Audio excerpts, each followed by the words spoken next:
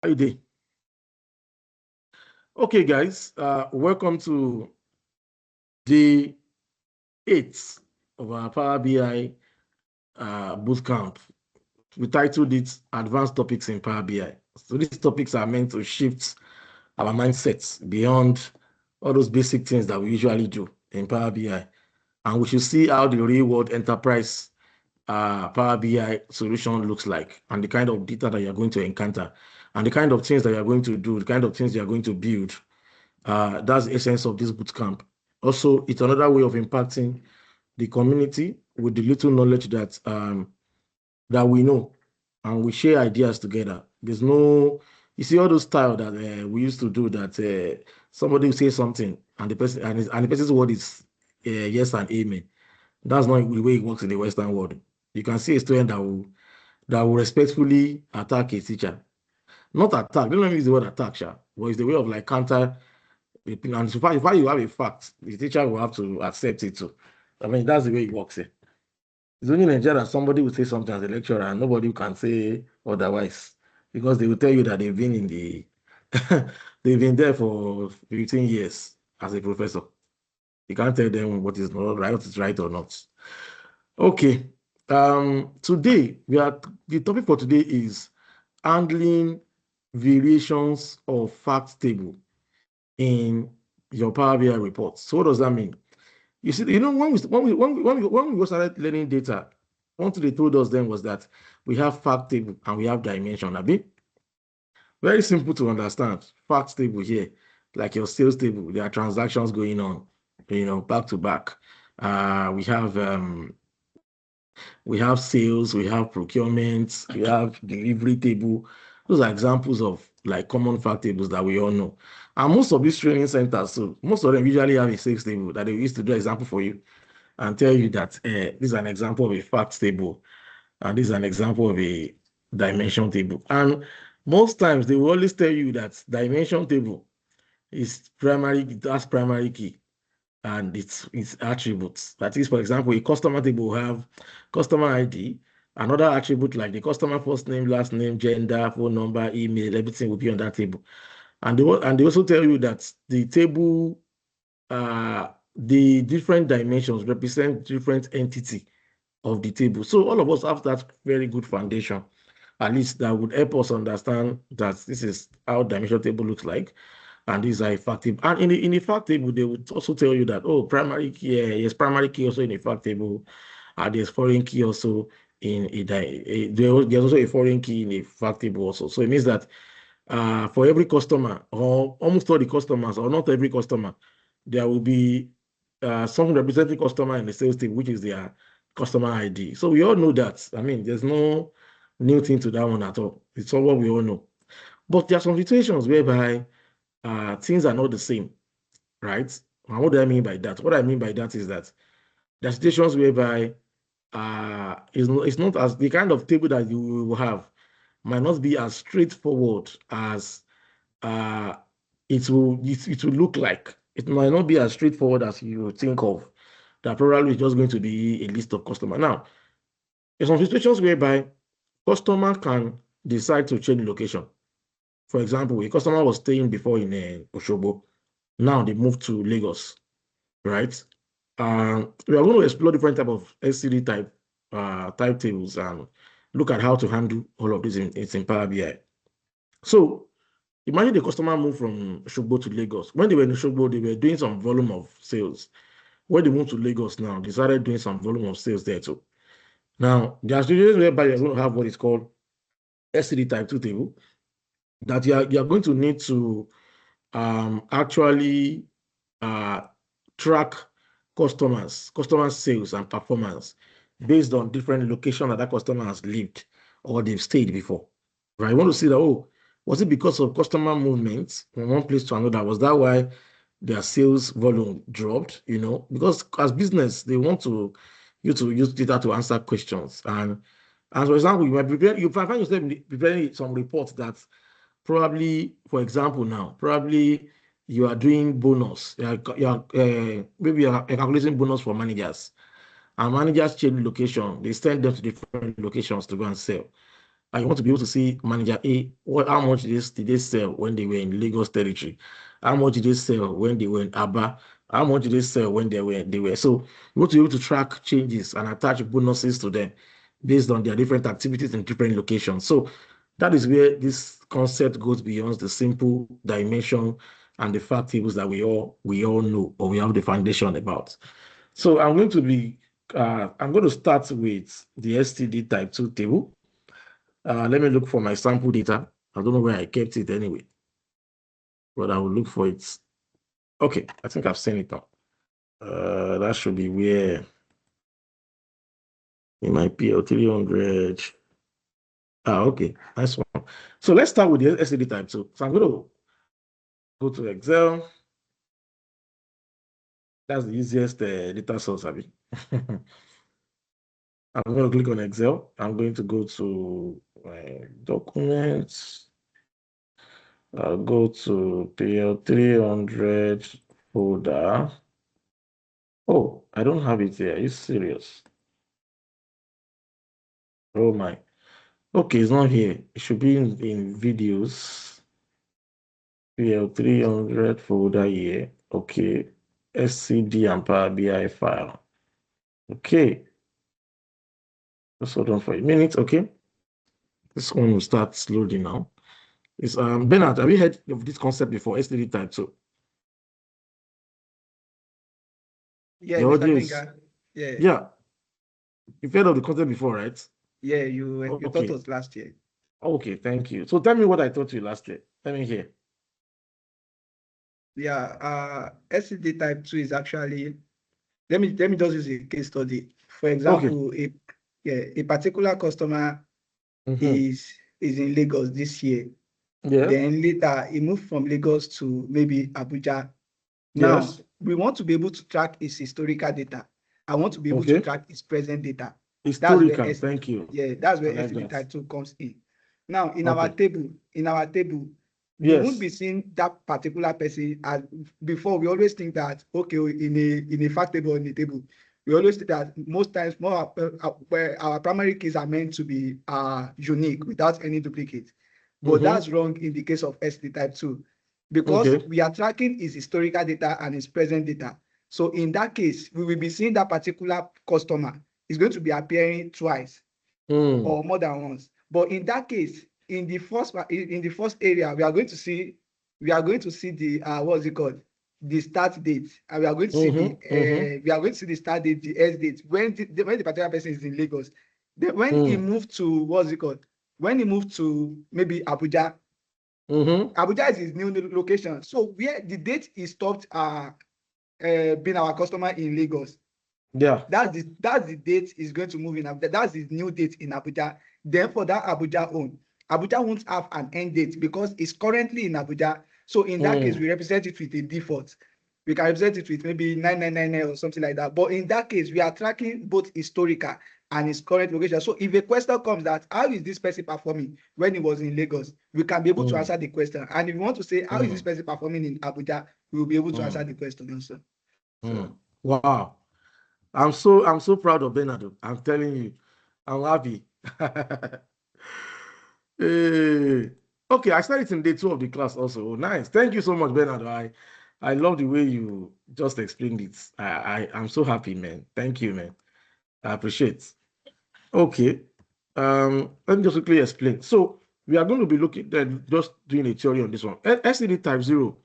I'll give you an example. So there's a customer table. There's cost ID.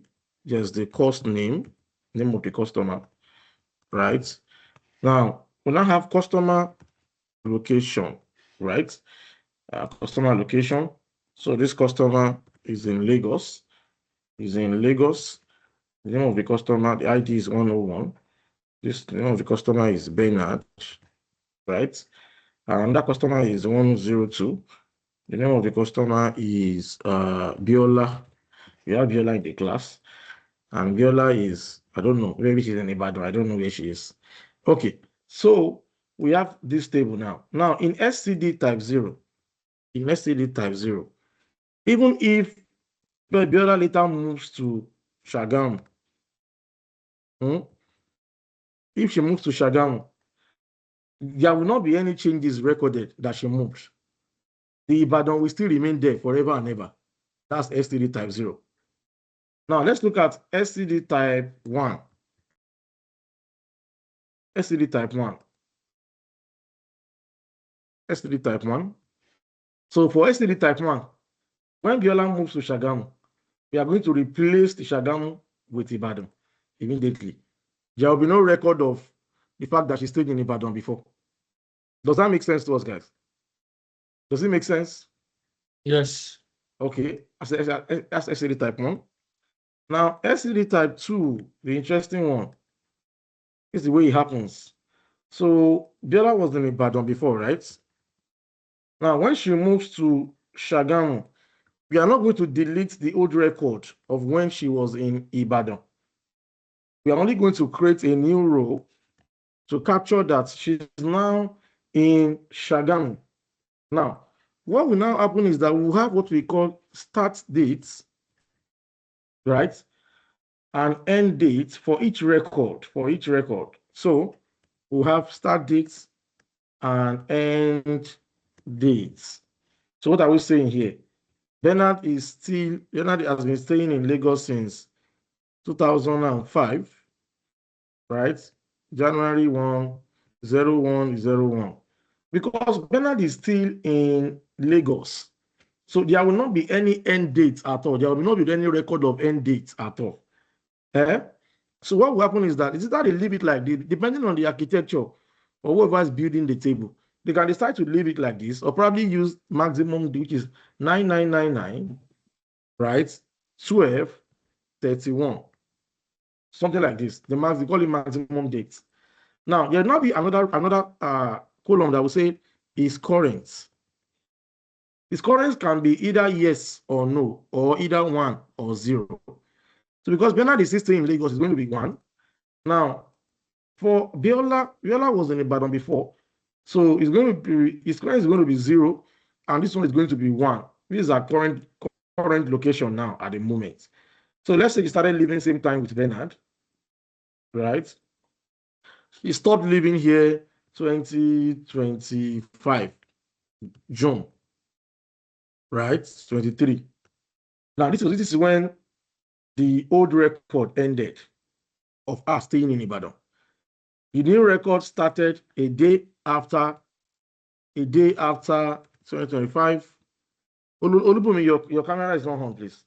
2025 06 24, right? So because Biola is still in Shagamu, that's our current location. You will also see either an empty cell here, or you probably have the maximum date there, right? To show that you stay there. That's our current location. So you see that this one tracks historical record of. So if Biola moves again today now, you see that our ID is repeating, right? All our info is still repeating. Now again, she moves to Lagos again. Now she moved to Lagos this year, 2026 is 0101, right? Okay. So this one will now become 0 now, and this one will now become 1, right? You see that for all the places that she moved to, so this one will be 2025 minus, that will be 1231, right? She started living here January this year. So this one will now be the maximum now, maximum date now. So you see how we are tracking Biola's changes from time to time. And we also know the dates range that she lived in a particular location before moving to another location. Biola, it seems you like moving, you like traveling. Did I lie?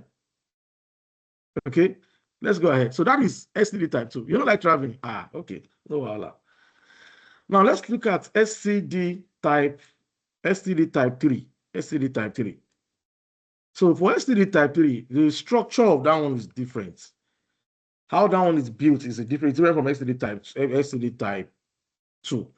So the way it happens for STD type 3 is that you will not have duplicates IDs like this in STD type 3. You will not have something like previous city, and current city in another column.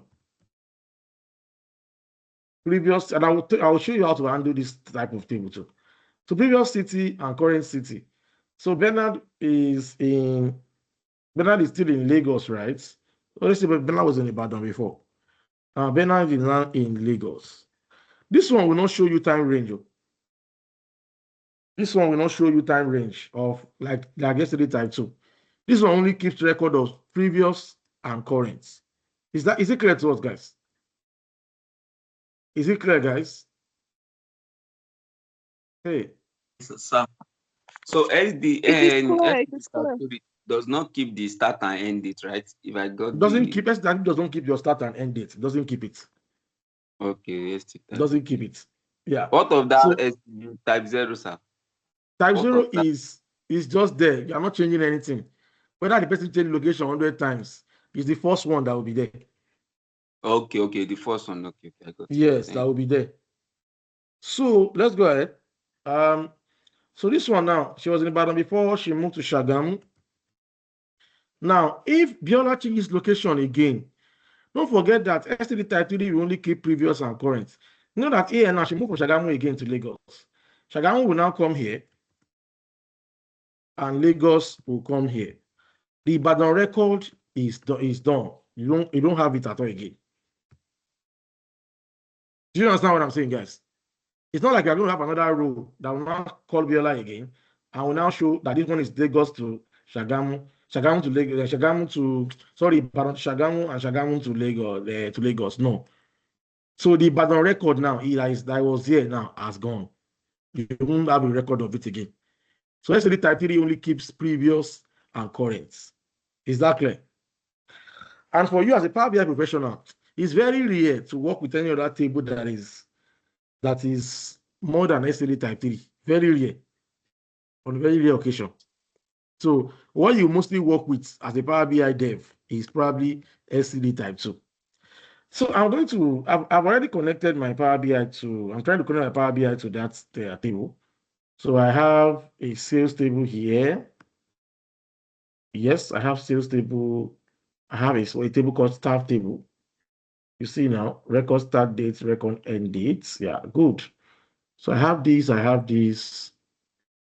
Okay, let me use the table one. Staff and sales. Okay, now transform. I'm going to transform this in case I have to change one or two things. It should not be, won't take long. So I'm going to make sure everything looks good. This is the serial number. This is the staff ID. So I'm going to delete this one because of what I want to do. I'm going to remove this column. I don't want to put this column there for now. So I only have the name, the staff ID. Let me bring that one to the front here. Staff ID, name of the customer, location, record start dates, and record end date. So this one is clear to you, Abby. This one is SCD type 2. The customer, when they were in the particular location, when their record ended there. So Biola, when we have 9999, what does that mean?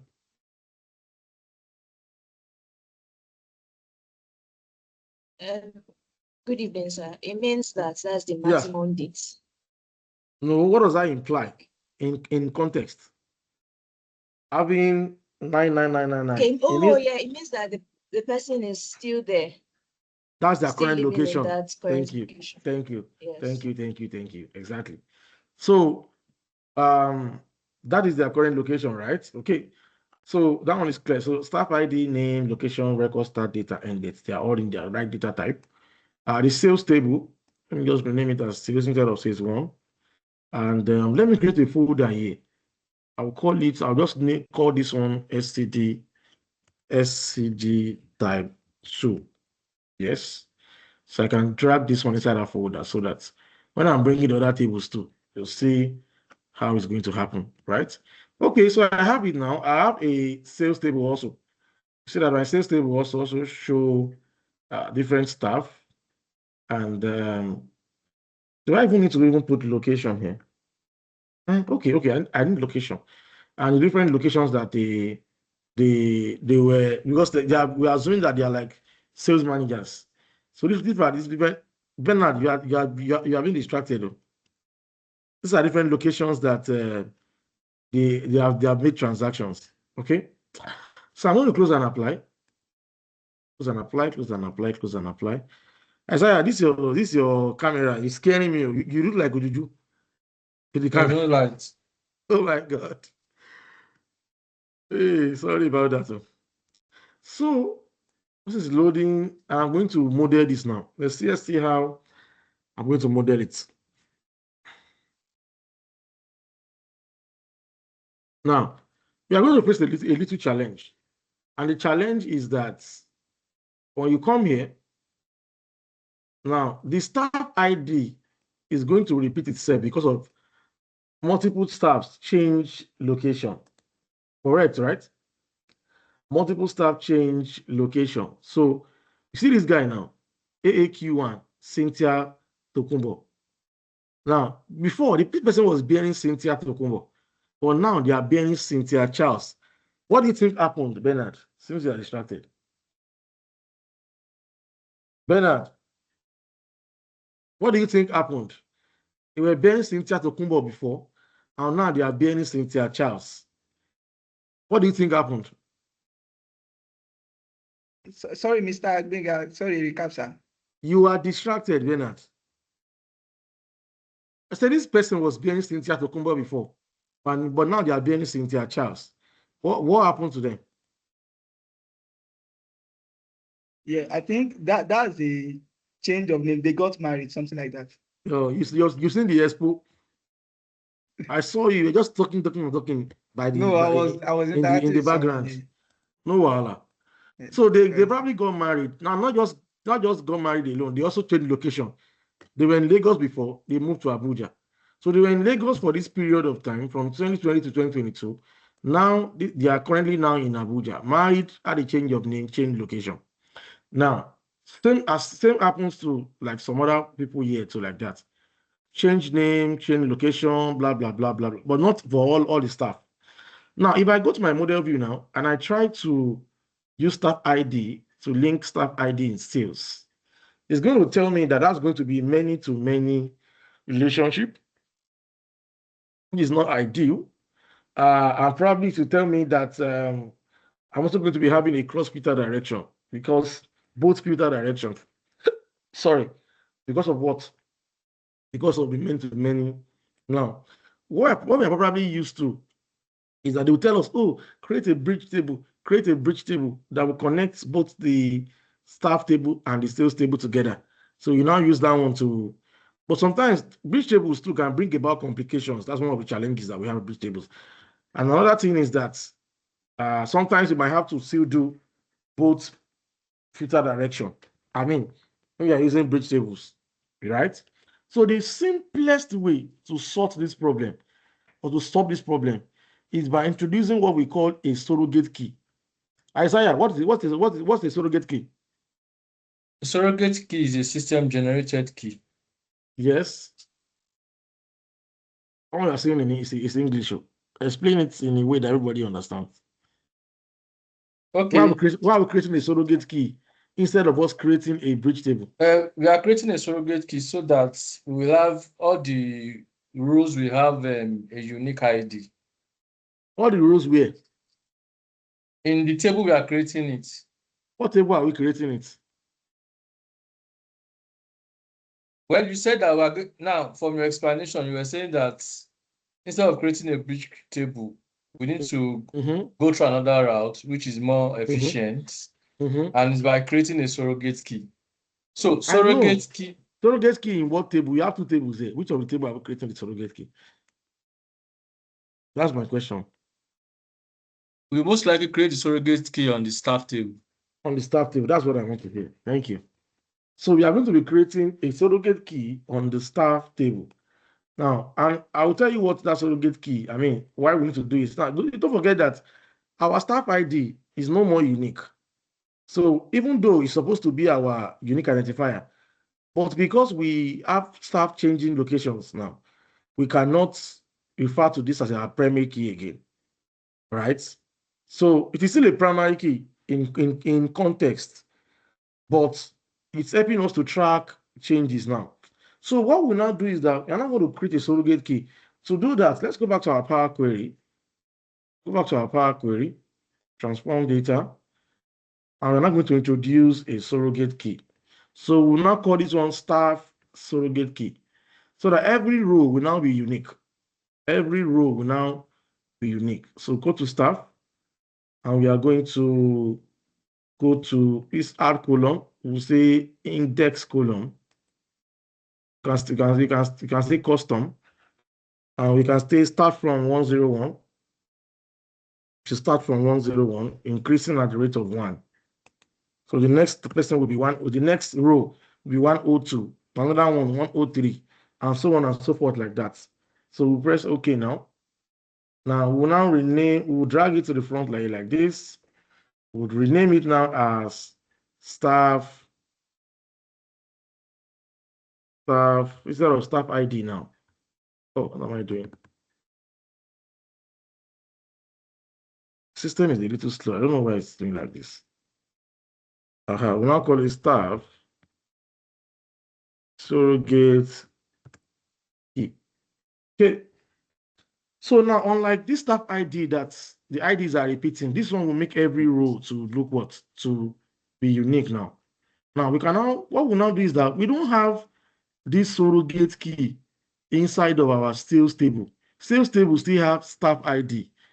So what are we now going to do to return this? We're not going to use what we usually use, which is our match query. We'll use match queries. And we are going to now match query based on what now? Sales and staff.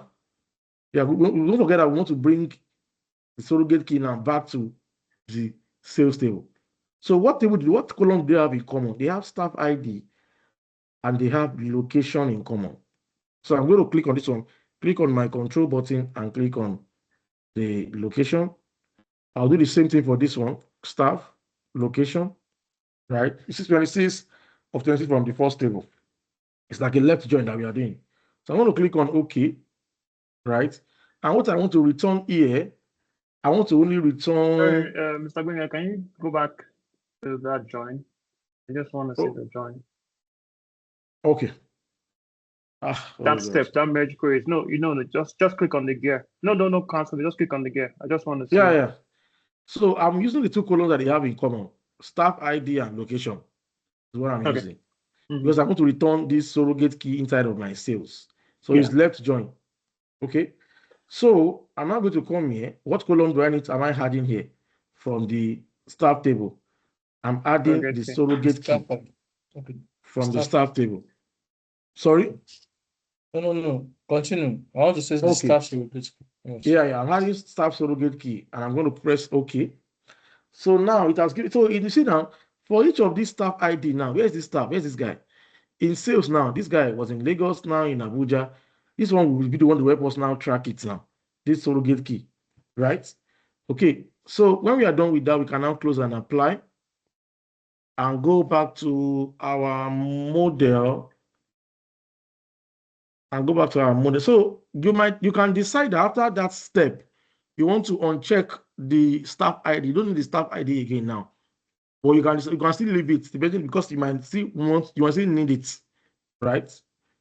Depending on how you are building your architecture. So I'll go back to this one and now connect. Oh, it's even connecting already by itself. I'll now connect based on the surrogate key now. You see now, surrogate key, one to many, right? Okay, so now how would this help me now? So now when I come back here, I can have a matrix table like this, right? I have a matrix table like this. And I'm going to now say, I'm going to bring in the staff. What's it called?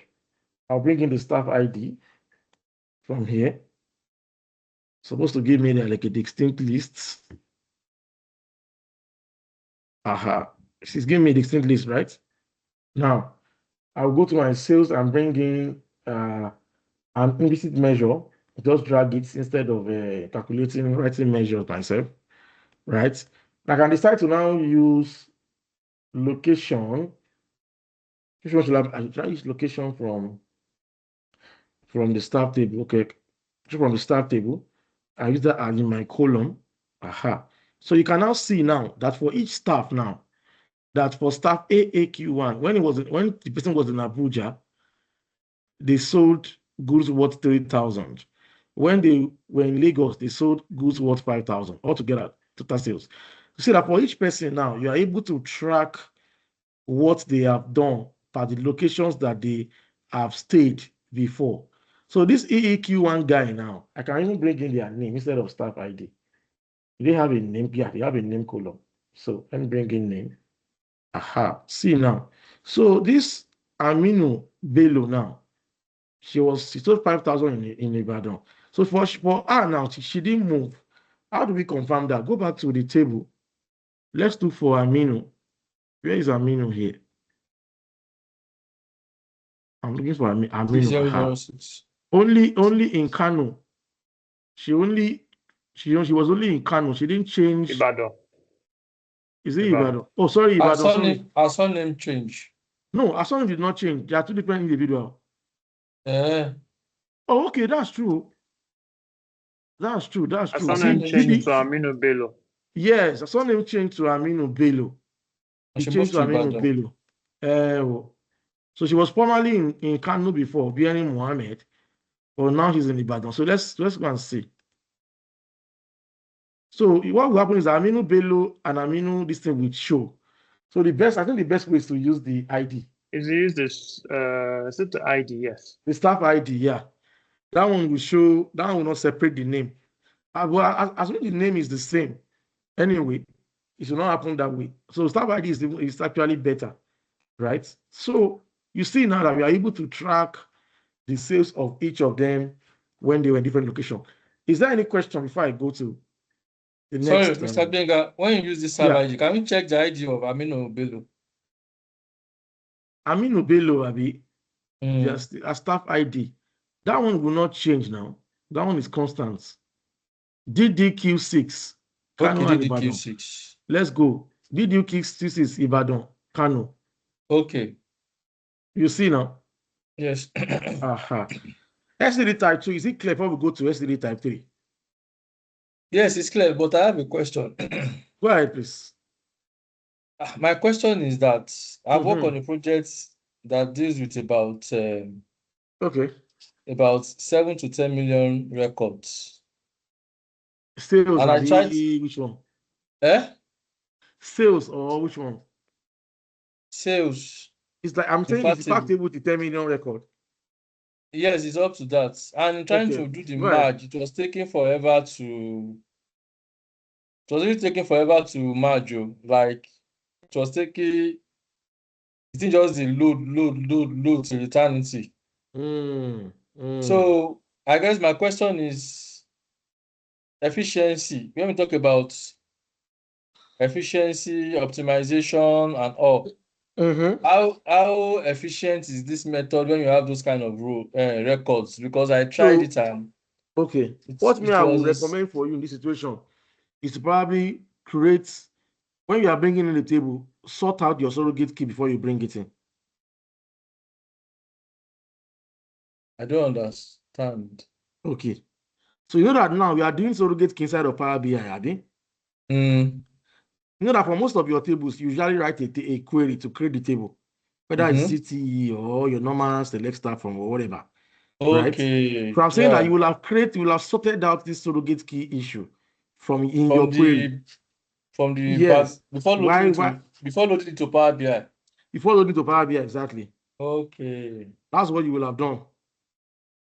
In case it's happening like that. You have a scenario where the two tables are coming from two different data sources, i.e. two different, one from Snowflake, one from SQL Server, right? For example, now you have the staff data is coming from Snowflake. You have the sales data coming from SQL Server, right? A data lake or whatever, Azure SQL Server. Yes, you can create the surrogate keys within the Snowflake data, right? But when you bring the surrogate key in the data from Snowflake and you want to join it to that fact table that is from SQL Server, you still have that connection issue because you need to find a way to pull that surrogate key into the fact table that is coming from SQL Server. Okay, so the solution to that is that in that scenario, the best way to do is to actually do it inside of your Power Query. Yes, That's because in the a data is coming from two situation, different sources now. yes, it's coming from different, but in a situation where you're having humongous amount of data, how do you address that? You will still face that challenge. Probably another would be to aggregate the data while bringing it in. Well, yes, assuming the data is aggregated on a weekly basis, even if it's aggregated on a weekly basis, you will still end up in that challenge. Assuming, unless you decide to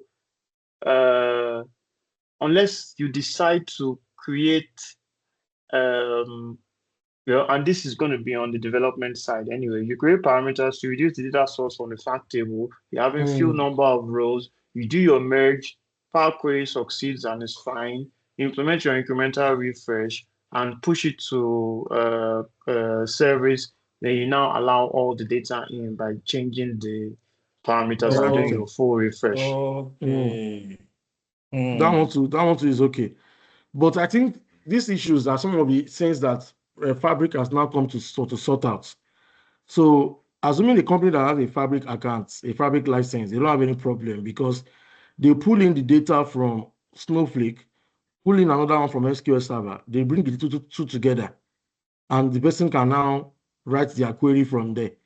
And it's also going to be like a direct link mode for them. I mean, So are that's you saying another you're pulling the data into Fabric? into Fabric, yes. That would be double cost because It's you're not already double cost hosting because it. that's one of the problems that Fabric came to actually sort out. So you bring data from different places into one lake. Every data stays in one place. So it doesn't matter whether it's coming from Snowflake again at that point or coming from SQL Server or from Databricks or blah, blah, blah. Every data is in one lake. Then you can connect your Power BI to that, write your query. You can even decide to move it to a warehouse. For those that are actually used to writing queries and using SQL Server and the rest like that. So that's one of the issues that Fabric came to sort out. So it's not actually double cost in context. It's bringing data from, because that's what we actually do in Power BI too. We connect to this data source and that data source. But now we are bringing it together. It means that bringing it together is now what will enable you to be able to query it now as if they are like from the same place. So meaning that you probably need to create a pipeline that will pull the data from Snowflake into that data lake that has, or into that data lake that has the fact table. Then once you have everything in that fact table, then you can now query everything. You can now join pull everything the together, surrogate key into the fact table itself. Exactly. So that is how you are going to handle that if you have a Fabric license anyway. But if there's no license, there's no other way apart from the one you suggested that they should first do a parameter that will bring in the small data and then probably later change it to show the entire thing. So yeah, that's it. Let's move forward. Any other question on STD type 2 before we go? Okay, let's look at SCD. Bernard has a question. He's not talking now. He's pressing phone. No, I raised up my hand already, Mr. Benga. He's always distracted. Go ahead. Yeah. The question is that I dropped it on the chat box already. I can't see any chat. Okay, it's there. So the question Just go is, ahead. Yeah, why do we use both location and staff ID column for our merging and not only the staff ID column? The staff ID column would not be enough to merge now. See, because it is the location, like a location that will tell us exactly where the staff made the transaction now. Do you understand now? So we need, because if you look at the staff table, the surrogate key is telling us that this is Cynthia when she was in Lagos. This is Cynthia when she was in Abuja. Do you understand? We have staff ID, we have location also in sales. So we need those two columns to return surrogates. Because each of the surrogate key now that you see here is representing a staff at a particular location. Okay. Thank you, Mr. Benga. Does it make sense to you now? Yeah, sure. Okay. Now let's bring in another one. That one is SCD type 3. So how do you handle SCD type 3 now? Let's go. So I'm going to click on Sorry, Excel workbook. Benga, before you go ahead. So, Yeah. in a situation where what you just did was just to create surrogate keys independently, right? In a situation where normally you have a start and end date for the location, which I did see there, are you supposed to use? Is it okay if you just use that surrogate key that you just created using the indexing, and you just use that to connect both of them, or you can create, or you're suggesting to create a dynamics surrogate key? Well, okay, don't worry. I think you're okay. You're okay with that. Don't worry. I think I understand what you're trying to say. Probably you want Power Query to dynamically create it. Yeah. Anytime somebody changes location. Mm-hmm. So I mean, index column, I see that, for me, when I teach, I always try to use the simplest method, right? Mm-hmm. So now, let's say the source does not have it. There might probably a way that you can write some advanced query to do that. I've not tried that before, though. Sorry? Is someone saying something? Sorry. So I've not tried that before, but it's possible that probably is an M query or an M code that one can use to dynamically do it, such that when there is a new record for the same ID, then automatically generate for the person this surrogate key. It's possible. It's possible. I'm not a guru in M code. I don't know. Okay, so open.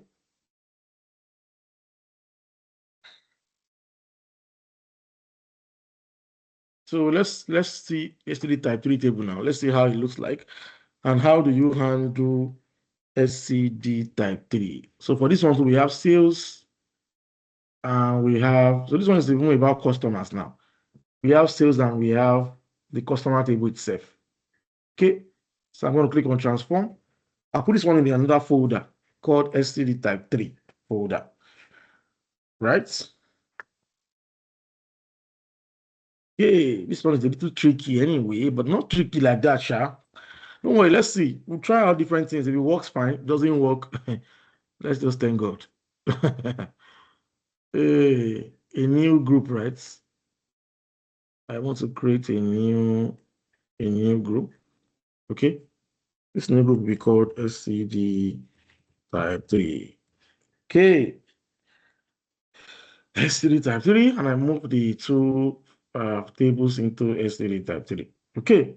So for this one now, look at the way it looks like. This is the customer table now. The customer ID, the name, the current city, and the previous city. So this one does not have like the row by row like SCD type 2.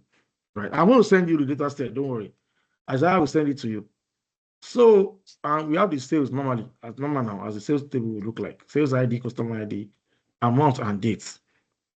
Unlike the others, this one is not tracking for us the date range that customer was in a particular location. This one is just telling us this one only keep two records, the current and the previous. So how do we now handle this if we are in this situation? So there are two ways that I know. The first way is simple and straightforward. The second way is a little, tricky, but we are going to try it out anyway. So let's see what's going to happen. Okay. So I'll just come to my data model, and it was already connected. Customer data model, I'm going to connect customer ID to customer ID, right? So what we can, because this is only tracking two things, right? So you don't need to give yourself too much headache. What you can do in a very simple way is this. You bring in your table charts. You bring in two actually. So the first one, what you just do is that if you want to get the SCD type 3, where are you? Aha. This is the customer ID, or I can use name for this one now because nothing is changing. It's just location that is changing here. So I have a list of all the customers.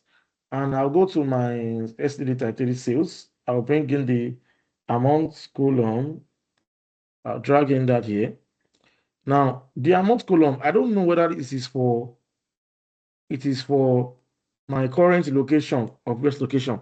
So I can bring in city, previous city, or city previous. So because you are tracking only two things, right? So you can have two tables like this. Unlike SCD type 2 that you are tracking a lot of locations. This one is just two. So you can have this and just change this one to current. So you can have it like side by side. So when David was in Calgary, right? Oh, it seems like the numbers are the same. Okay, probably I should bring in. Oh, okay. Probably what I should do is to bring this from. Uh, Let me look at my sales table. Sorry, STD type 3 sales. Oh, it doesn't have. Oh, this data cannot work for this example. Oh. I'm coming. Hold on for me, guys. This data cannot work. The sales table should have location. Just give me a minute. Maybe I put in the wrong table.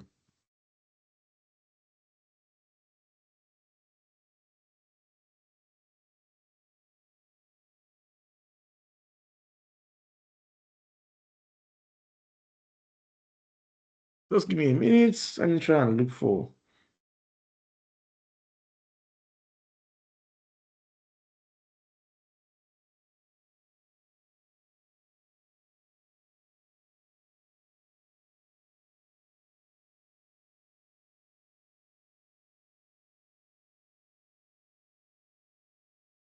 Just hold on.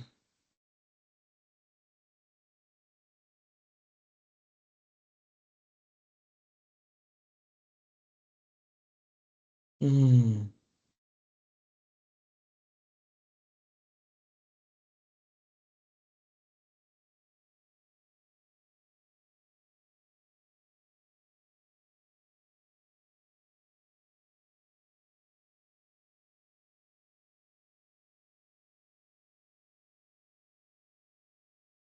Jeans should have. I'm coming. When James was in Ottawa, very 14.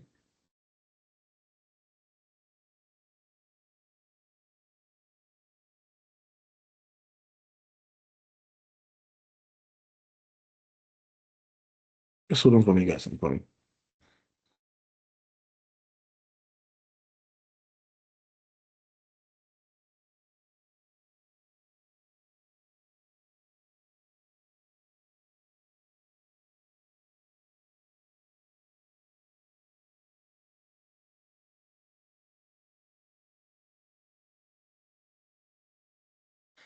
Oh, okay. I'm coming.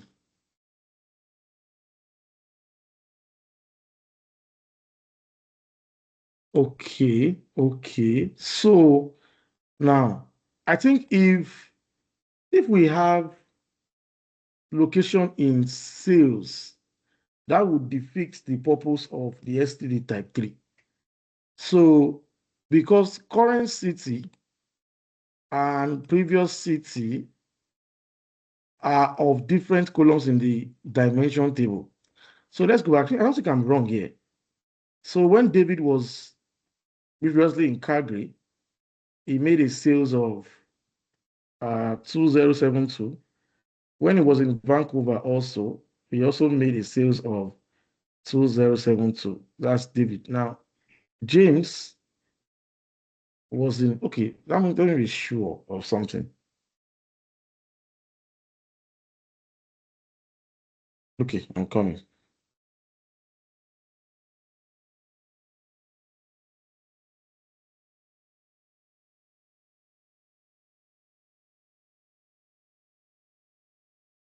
Okay. So yeah, I think we are right. So we can have the two side by side like this for us to be able to see, but something is not right here. They're not supposed to have the same total sales. So you know what we are going to do now? Let's go to this table. Let's look for Roberts. Roberts is 101, right? Let's go here. Let's look for Roberts. 101. Okay. And we should add this together now. She's telling us that so I'm coming a minute, please. I want to be sure I'm not making any mistake.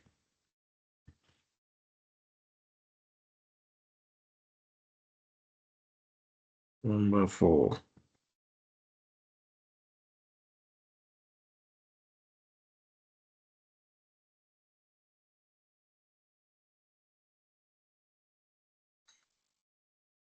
Okay. You know what? We're going to try out something. We're going to try out something.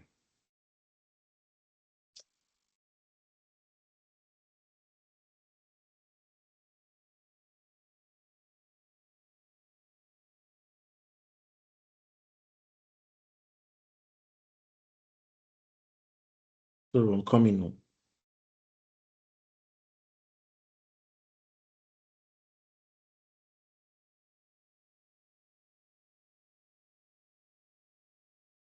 Okay. So for STD type 3, this is very funny. So STD type 3 is not actually comparing in the actual sense. I don't know if you're getting what I'm saying, guys. I should not have this repeated. Let me go back to my table again. STD type 3 customer. So why do I have some people? Okay, let me change it to as customer ID instead of name. That's what is causing problem.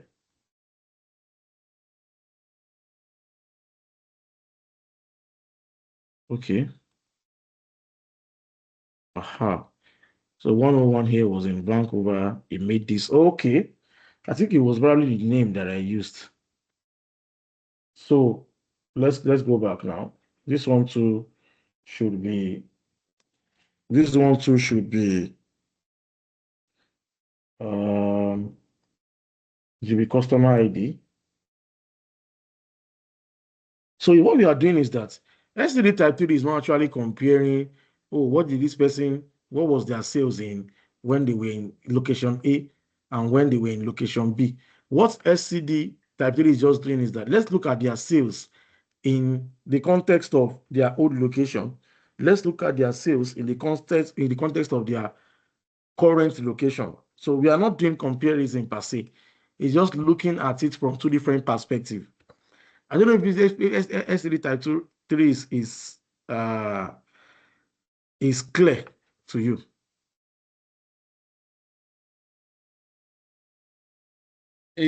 But how come they're having the same value?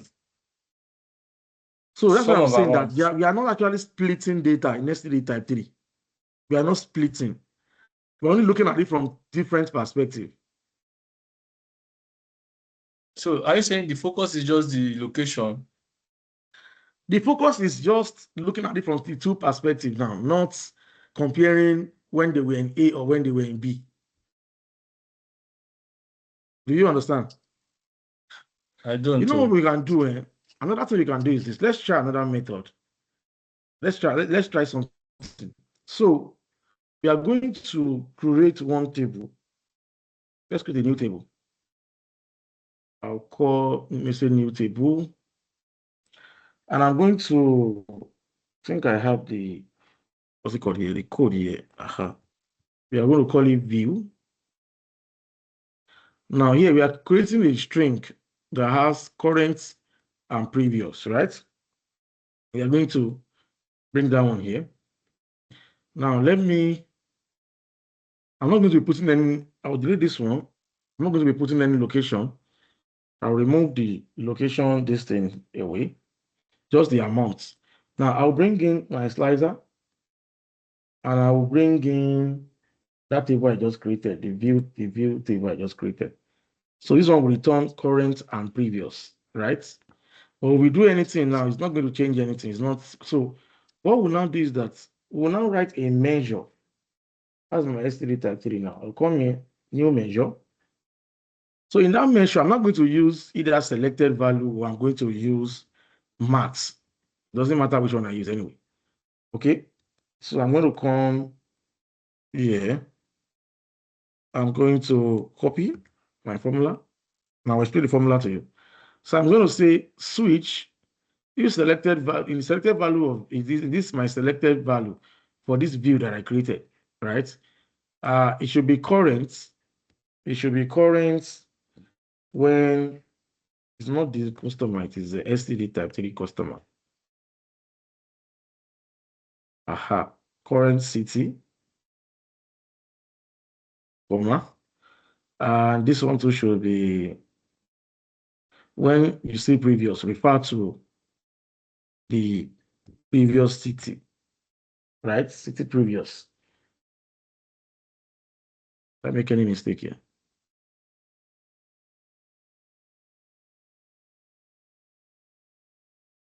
Yeah, Mr. Benga, I think it's the bracket after that current. Oh, sorry. Yeah. So I'm going to do this here. Okay. And the next thing I will now do is the next thing I will now do here is that I'm going to now do a sum. New measure again. I'm not going to do a sum. Total amounts. This is the type 3 one. It's on my head. Equals to the sum of the amount. Let's see the type 3. Where are you?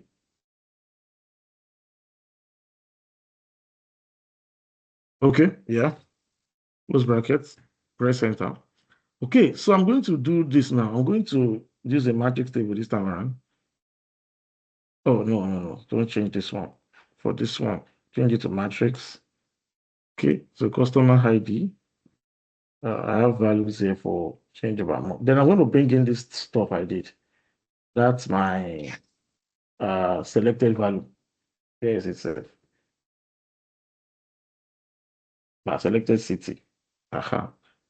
So I will now have that in my, you see my column.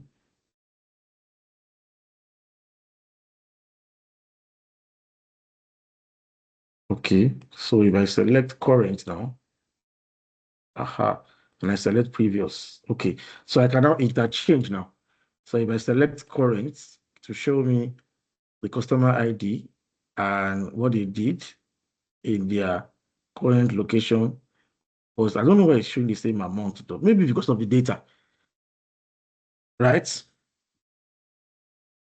So now what I'm saying is that if you want to, it's a little tricky because the sales table does not have anything location at all. So it's very hard to track what they have done in their previous city versus what they've done in their current city. But what I would recommend for you is that you probably should have, when you are creating that your STD type 3 table, you probably should have a location table inside of your sales table. Where is it? Aha. So that you'll be able to now keep track of the what's it called? The changes as per what they've done in different locations. Another method that I can say you can use for STD type 3 is that you can do on pivoting. We know what that means, right? Hello, guys. Are you here with me? Yes, you are here. I'm here with you. We can do on pivoting. So that what that pivoting will do for us is that it's going to give us, we are going to turn the STD type 3 to like STD type 2 now. But there will not be any date range to track in the ending and the distance. But you'll be able to easily track what they've done in one city and another city. I don't know whether it makes sense. Does it make sense, guys? Everybody's quiet. As it does, so it's such that you are converting. In that case, you now have multiple of the customer ID repeating itself in several times. Then you now have the selected city also showing, not multiple times, but as unique times for each of the multiple customer IDs, and you now have the values. Exactly. Yeah, okay. That's another way to undo it. But now, where SCD type 3 now has problem is, it's not really ideal, Sha. We have to have this SCD type 3. Another issue that SCD type 3 has is limitation in terms of tracking pass.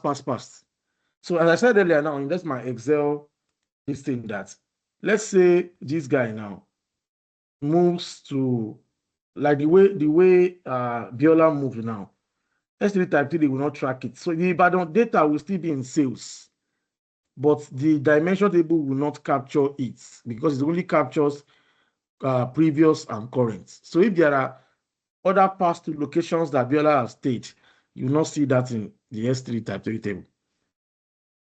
So I don't know. What do you advise, guys? S3 type 3, is it really realistic in Power BI? Is it realistic? Most of the time, what you end up having to implement is SCD type 2. SCD type 2, exactly. Yeah. But it's just the way. It's just the way of just showing you anyway. In case you. But yeah, while I agree that SCD type 2 is what is mostly applicable in Power BI, I also think we can do more studies on SCD type 3. We can do more studies. To see, because for there to be SCD type 3, that means that there will most likely be scenarios whereby we need to know what to do it. We need so I still think that we can do more research. We can study more on SCD type 3 to really find out the cases, the scenario where it's applicable, the do's and don'ts and all. So that will be my recommendation, Sha.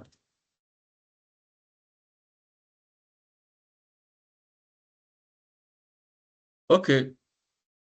Mr. Ola, you can speak, sir. Sorry, I'm back now. Yeah. Can I speak? Yes, sir. Go ahead, please. Speak, sir. Me, I only have question. No, I don't know if it's time for question. No, go ahead. Before we go to some other ones. Okay, thank you. Thank you. So I have this scenario. Probably is related to this that we are treating right now. You have a scenario whereby you have a transaction table, right? And there's a particular transaction that is maturing. Let's say in this scenario, let's say treasury bill is maturing, right? And in the current fiscal year.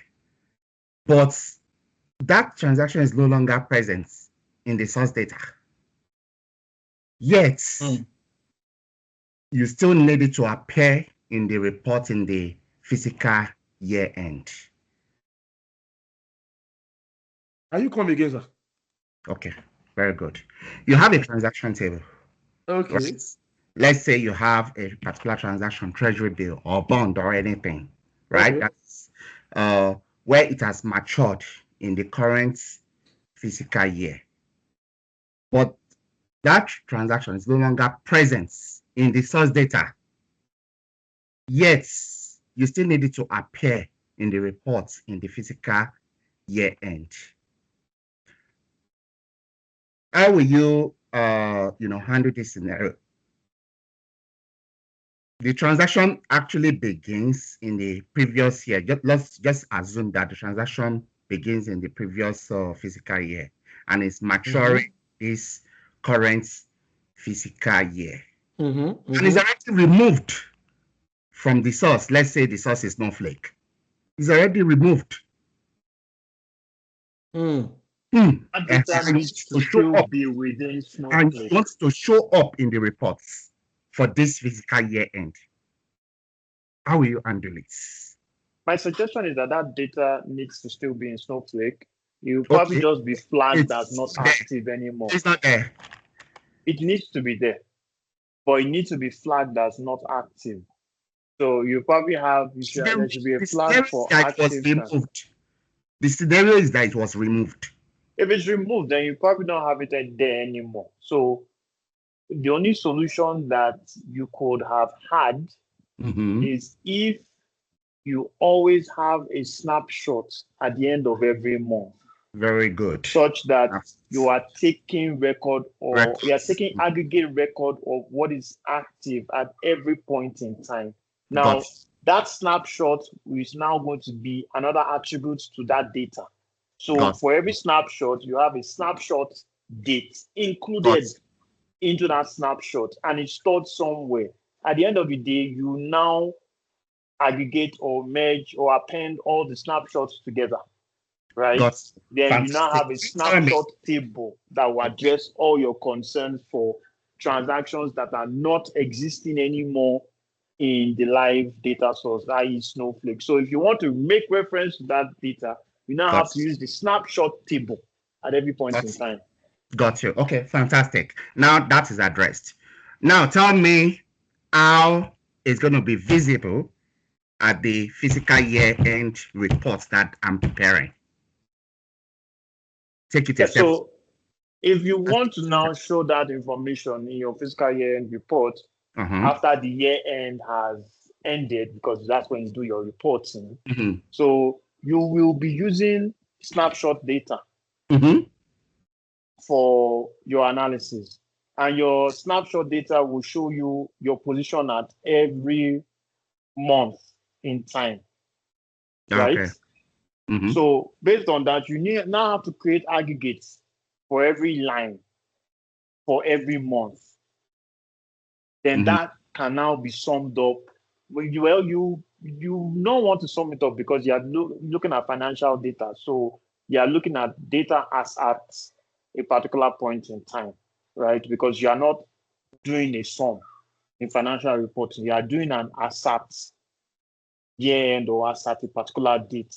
So you'll be looking at your value as at the last snapshot, all your values that are as at your last snapshot. But if you want to make reference to another old data, you now need to look for that data based on the snapshots, based on the latest.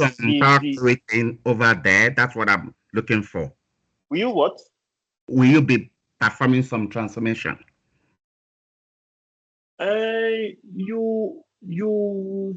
It depends on how you're going to use that now. So in that kind of, and the reason why I'm saying this is because I've worked in a scenario. Pardon? I'm thinking in this scenario, if you can append the current. No, don't mix those. So no, you can't mix. No, you can't mix live and snapshot data together. You can't. Okay. It's not advisable. It will make a mess. What my suggestion for you is you look for the most recent value for that line item that you are looking for. You are looking for the max of that line item in your snapshot data. Okay. And it will give you the most recent value where it was captured. Based on that, that's what you pull into your reporting. Gotcha. Okay. Thanks for that. Okay, thank you. Now let's look at role-playing dimension. I think that is not new for us, right? Is anybody hearing this for the first time? Anybody role-playing dimension? Should we still go ahead with it or should we just end the class? Anybody, should we go ahead, yes or no?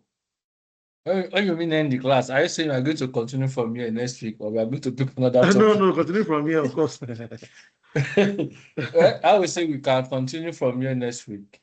But okay. I have a question based on the last discussion they had. Okay. I'm hearing something like snapshot and the like. So, so I wanted to ask, how do you create the snapshots and all? So I think that's not the work of a data analyst, though. I don't know if that's not the work of a data analyst. Okay. Yeah. So creating those snapshots, you ask the it's actually created at the back end by the data engineer. You have the DE to create it for you. Yeah, there are different okay. ways that you can do it. You can decide to use Power Automate and to export a particular table out, and you are saving it and you're uploading it into your database eventually as a snapshot, and that is appended to the existing snapshot. Okay. Somewhere in But your query. that will only work if your source is cloud. Yes, that only works Unless if you are your using source is Power Automate cloud. desktop, which is more expensive.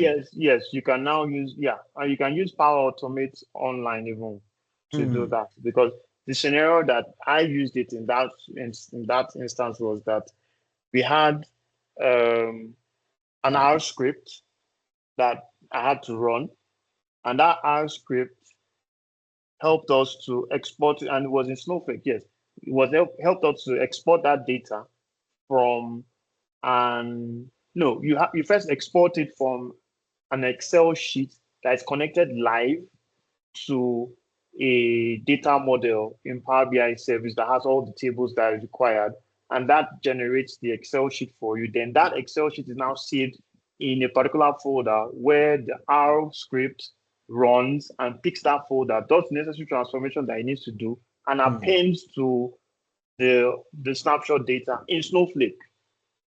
And automatically, you already have a merged Snowflake table of snapshot information within Snowflake itself that you can query at any point in time.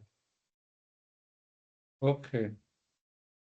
But there are different ways that you can achieve this. It's not just one way. There are different ways. So guys, I'm sending 2 videos now.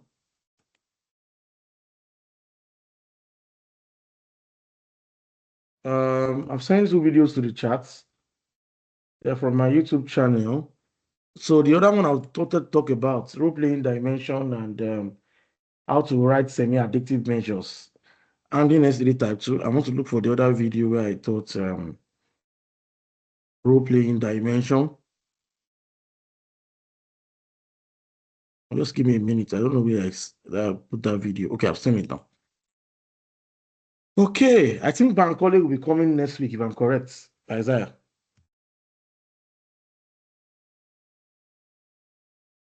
Let me check. Yeah, I have the timetable here. Bankole will be coming next week to teach us, I think, Power BI MCP server. That's February 4. Yeah. We come and teach us Power BI MCP server. I'm going to take DAX query versus DAX formula. We are going to use what do we call it? DAX Studio. Right? After that one, we have Power BI and APIs. We have calculation groups. We have external tools, incremental refresh, TMDL, how to become a global Power BI developer. Yeah, that's what we have for the rest of the bootcamp. Thank you, guys. See you again next week. Saturday or Sunday. I don't even know which one like this now. Saturday or Sunday. I'll see you guys. Any question? If you have no questions, thank you. All right. Thank you, sir. Yeah.